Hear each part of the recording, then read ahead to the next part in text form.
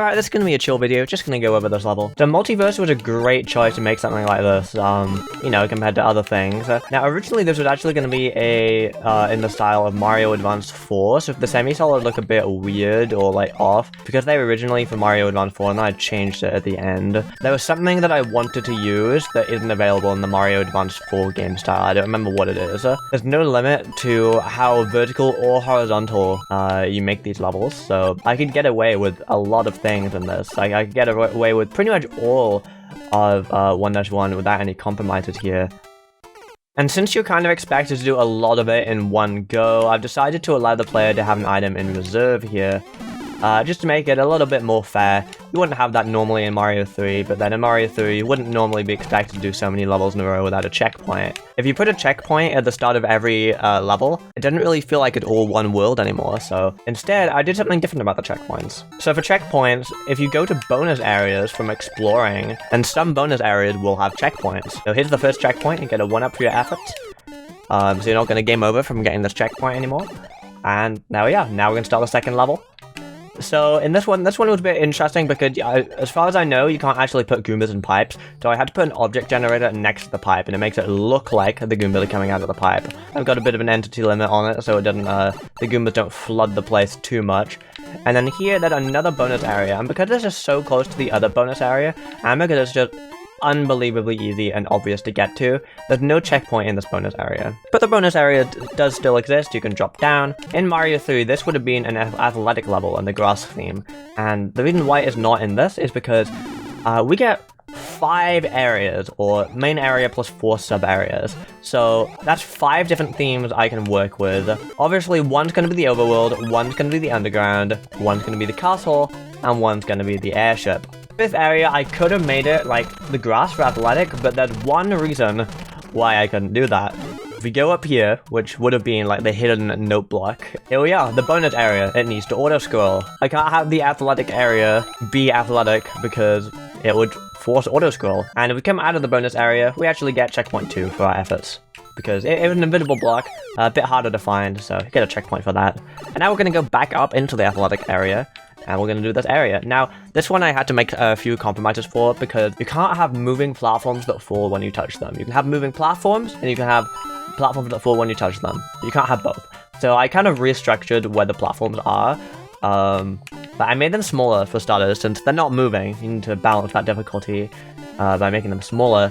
And I tried to place them in places that made sense with the rest of the structure of the level design. Pretty easy section. Honestly, part of me is wondering if I should have just maybe just not had the platforms at all, but I don't want to make this section too tedious in case the player hadn't found any checkpoints. So it would be tedious to have to keep coming back here over and over. But here we go, we're out of this section now, and now we're into 1-Dash Castle. 1-Dash Castle is interesting for sure. One thing that I really like about Mario Multiverse is it actually has the Rotodisc item. So if we come over here, I didn't have to compromise with Fireball. We have just straight up Rotodiscs, and that was really nice being able to put these guys in. You can make them rotate whatever you want and change the distance they are away from their starting block. And if you remember in Mario Bros 3, if you fly up there in Mario 3, there's a warp whistle. Now there's a checkpoint. I can't show you that anymore. And this section I changed to use skewers instead of a moving wall. This is just because the way scroll works and item loading, it was a bit janky, so I had to change this room layout a little bit. And now we're going to the Boom Boom area. So the way boss music works in Multiverse is you can just place a BGM area, so this entire room, it plays boss music. Which means the boss music isn't going to stop when we beat Boom Boom, but that's okay, because I made a little compromise here. And we go in the key door. This room will play the level clear theme. So that's something nice you can do with BGM areas, and you can create little jingles midway through the level.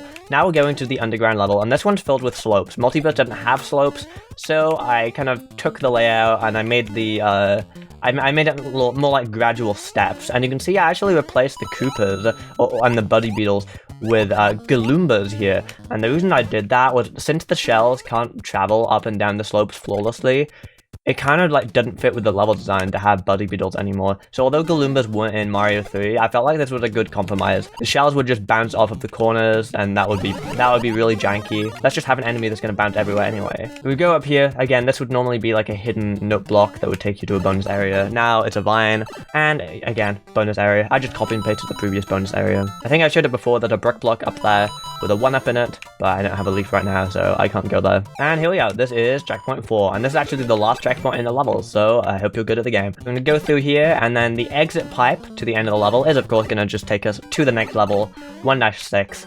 And this was, again, an athletic level with these wooden platforms. So I used lifts that don't move, and I used a little vertical line decoration object to try and recreate the feeling. I could have just used ground blocks, but I wanted to try and make it look a little bit different, you know.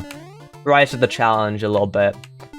And this level also needed a little bit of modification, because there's no tracks in Mario Multiverse, and there's a platform coming up that normally follows a very weird and peculiar track. So I just made it go side to side, and the coins that you can jump and collect while going across the track, I added platforms under those coins.